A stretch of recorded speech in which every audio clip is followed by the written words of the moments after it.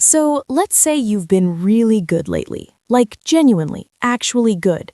You cut back on eating out, you stopped buying things you didn't need, you maybe even picked up an extra shift or took on a side project. And slowly, over months, maybe even over a year or two, you watched that number in your savings account climb.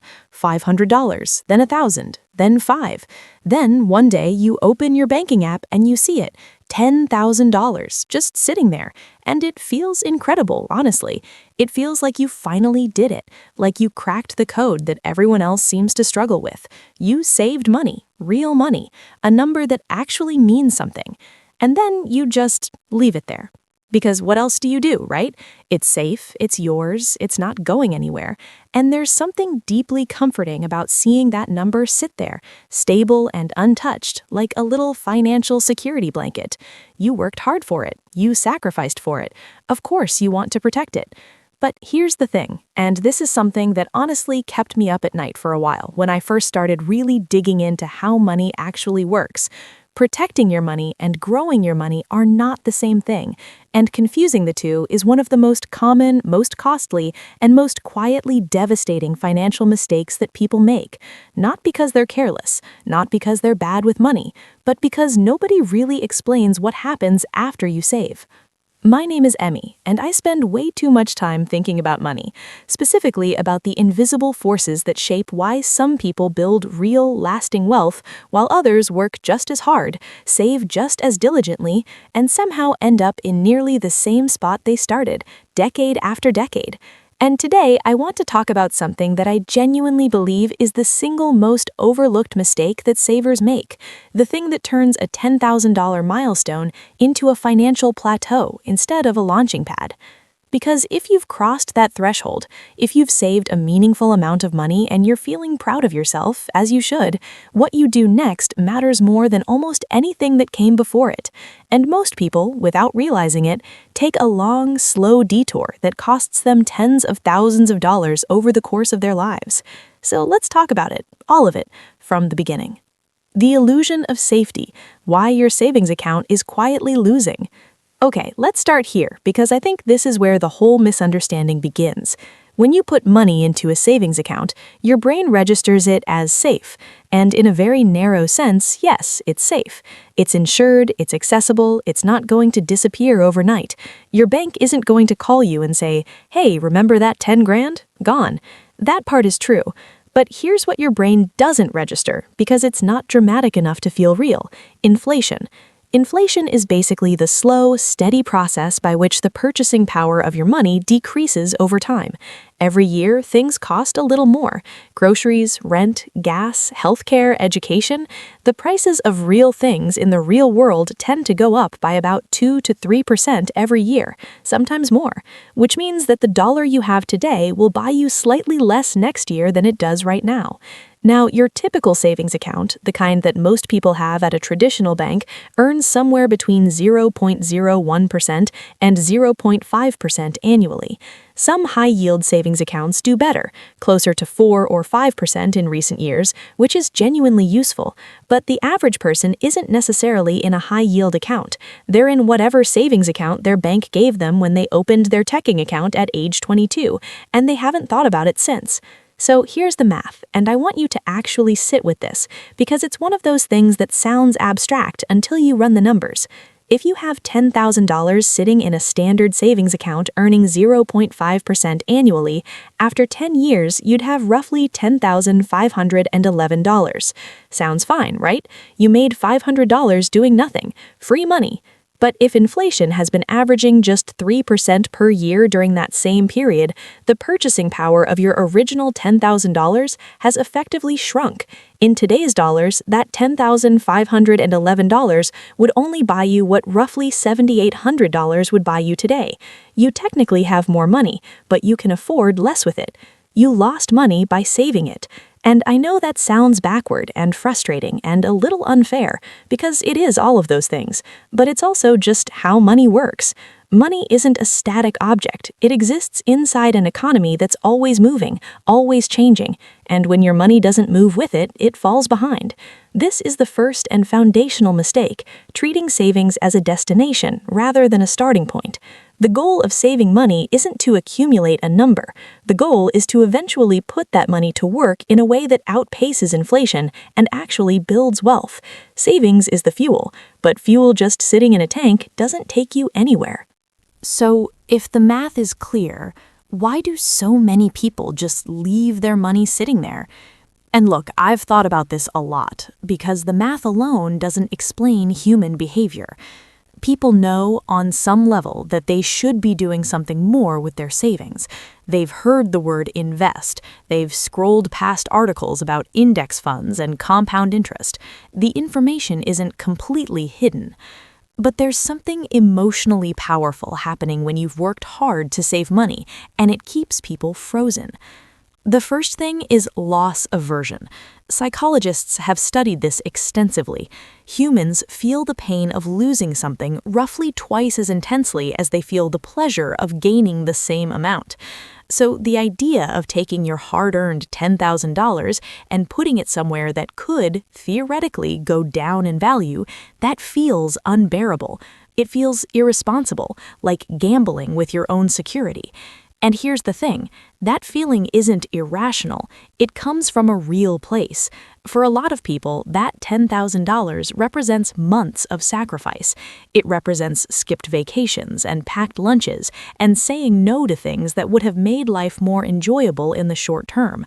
Of course you don't want to risk it. It's not just money, it's deferred living. The second thing is a kind of decision paralysis. Investing sounds complicated. There's a whole language to it. Equities, bonds, ETFs, indexed funds, brokerage accounts, tax-advantaged accounts, asset allocation, rebalancing. And if you didn't grow up around people who talked about this stuff casually at the dinner table, it can feel like you're being asked to operate in a foreign country where everyone else knows the customs and you're standing there holding a phrase book, hoping nobody notices. So people do what feels manageable. They leave the money in the savings account. They tell themselves they'll figure it out later, and later becomes 6 months, then a year, then 5 years, and suddenly they're looking at their account and wondering why they're not further ahead. I want to say something here because I think it matters. There is no judgment in this. None. The system isn't exactly designed to make investing feel accessible or intuitive, and the fear of doing something wrong with money that you worked hard to save is completely understandable, but understanding the emotional trap is the first step to getting out of it. The compound interest conversation nobody has early enough. All right, let's talk about compound interest, because I genuinely think this is one of those concepts that people hear about but don't actually feel in their bones until they see it laid out in a way that makes it personal. You've probably heard Einstein maybe, possibly, probably didn't actually say that compound interest is the eighth wonder of the world. Whether or not he said it, the idea holds. Compound interest is what happens when your money earns returns, and then those returns earn returns, and then those returns earn returns, and it sort of snowballs over time in a way that starts slow and then becomes almost violent in its momentum. Let's make it concrete. Say you take that $10,000 and you invest it in a broad market index fund, something that tracks, say, the overall stock market. Historically, over long periods of time, the stock market has returned an average of around 7 to 10% annually after inflation. Let's use 7% to be conservative. At 7% annual return compounding, your $10,000 becomes approximately, after 10 years, about $19,600, after 20 years, about $38,700, after 30 years, about $76,100. You didn't add a single dollar. You just let that original $10,000 sit in an investment account instead of a savings account, and after 30 years, it multiplied more than 7 times. Now compare that to the savings account scenario, where, adjusted for inflation, you're effectively losing purchasing power. The gap between those two outcomes isn't just a few $1,000s. It's potentially your retirement. It's potentially financial freedom versus financial stress in your 60s. And here's the part that I think people miss. The early years of compounding look really unimpressive. That's why people give up on the idea.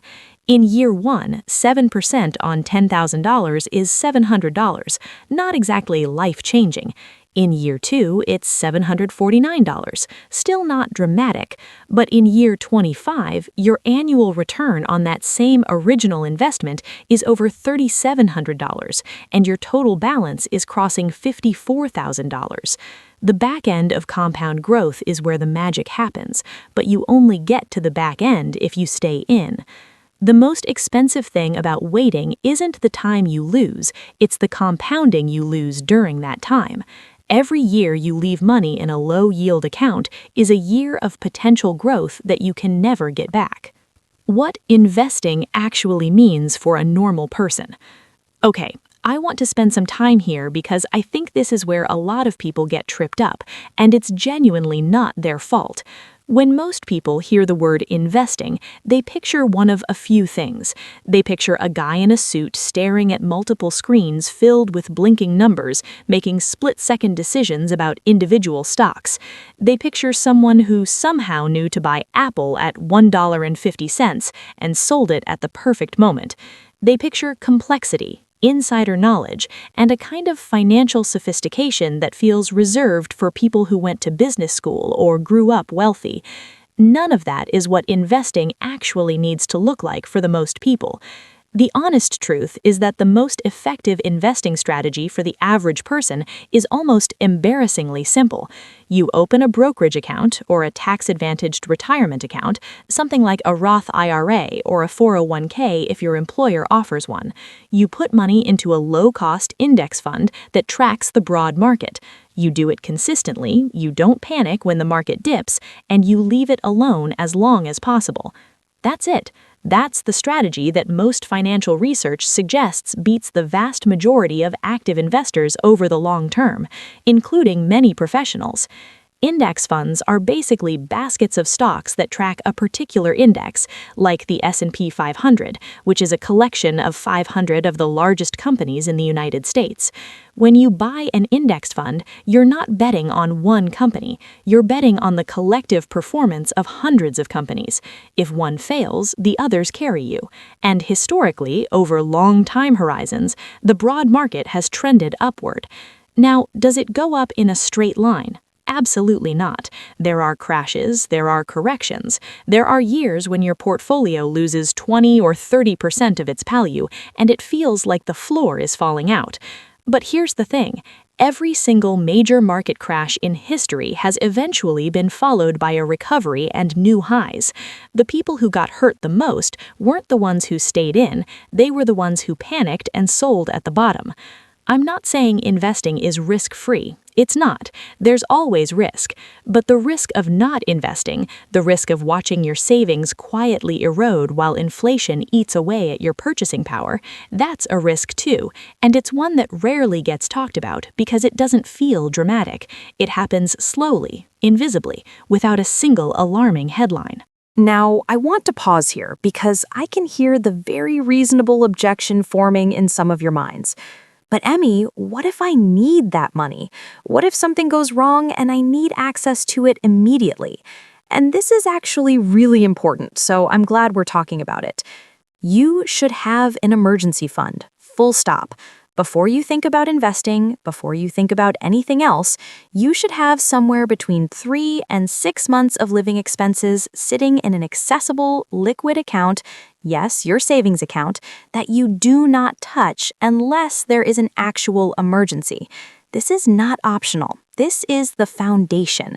Because the reason investing works is that you can leave the money alone long enough for compounding to do its thing. If you invest your entire $10,000 and then your car breaks down 3 months later and you have to sell your investments at a loss to cover it, you've undermined the whole strategy. You need a buffer between your life's unpredictability and your long-term investment portfolio. So here's how to think about it, practically. Figure out what 3 to 6 months of your actual expenses looks like. Rent or mortgage, food, utilities, insurance, transportation, basic living.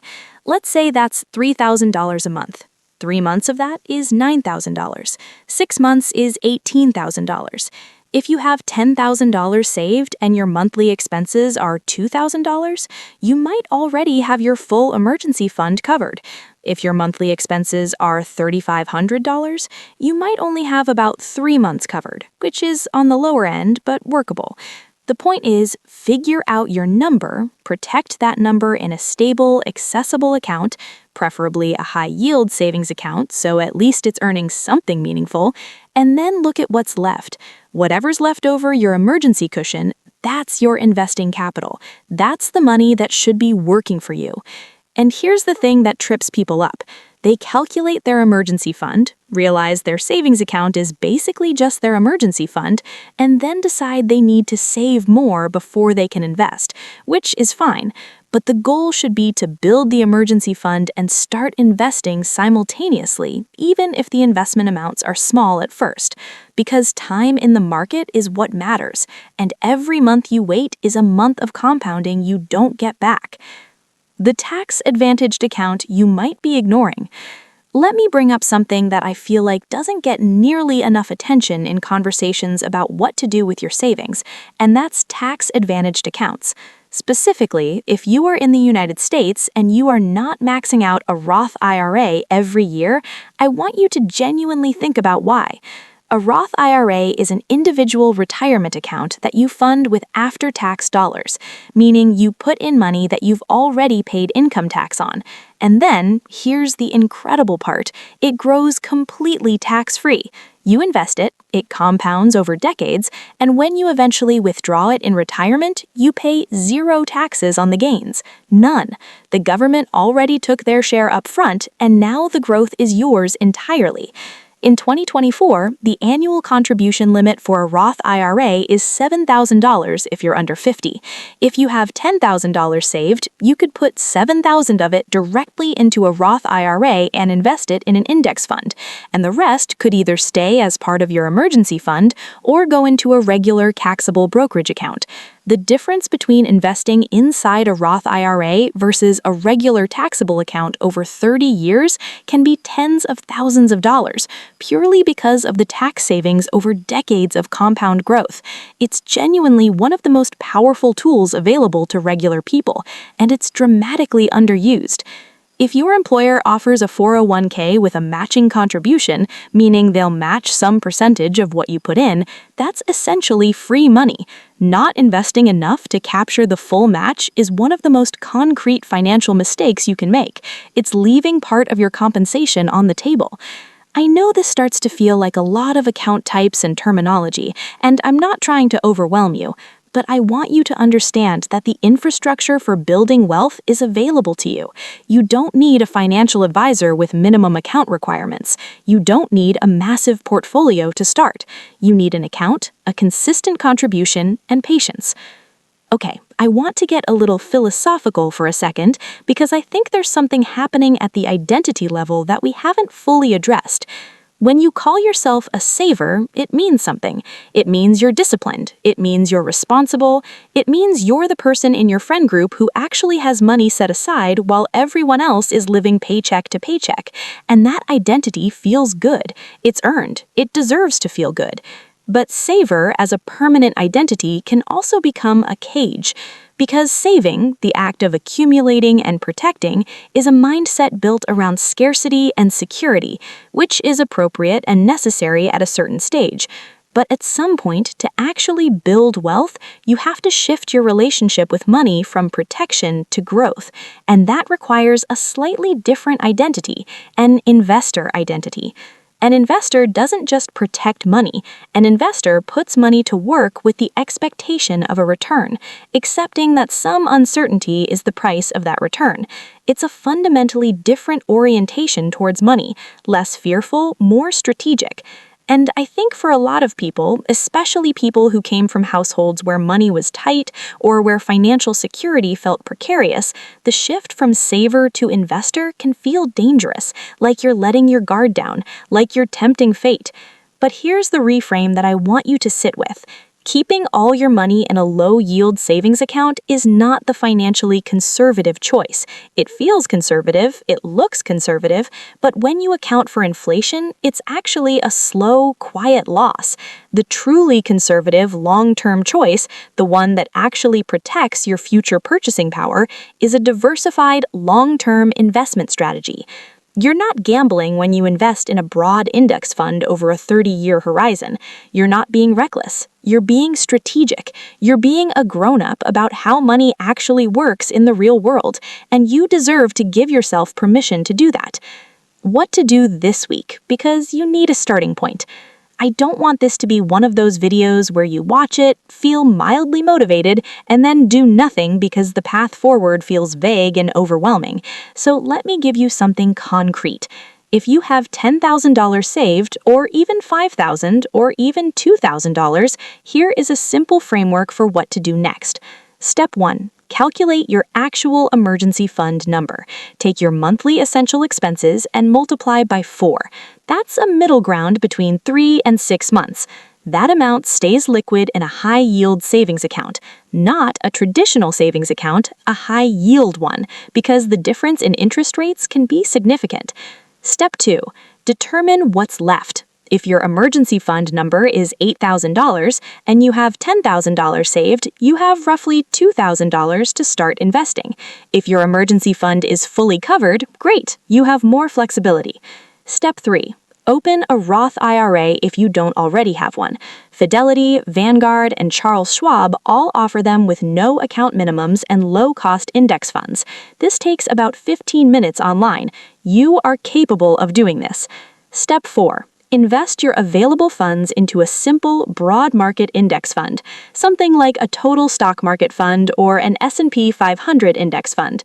You don't need to pick stocks. You don't need to research companies. You just need to pick the broad market and let it ride. And then, and this is the hardest part, leave it alone. Don't check it every day. Don't panic when the market drops. Don't try to time things or be clever. The strategy works through consistency and patience, not through perfect timing. The bigger picture. What's this really about? I want to close by stepping back and talking about what's actually at stake here, because I think sometimes we talk about money in such a transactional way that we forget what it actually represents. Money at its core is a tool, but it's a tool that buys something more important than stuff. It buys time. It buys choices. It buys the ability to say no to things that don't serve you and yes to things that do.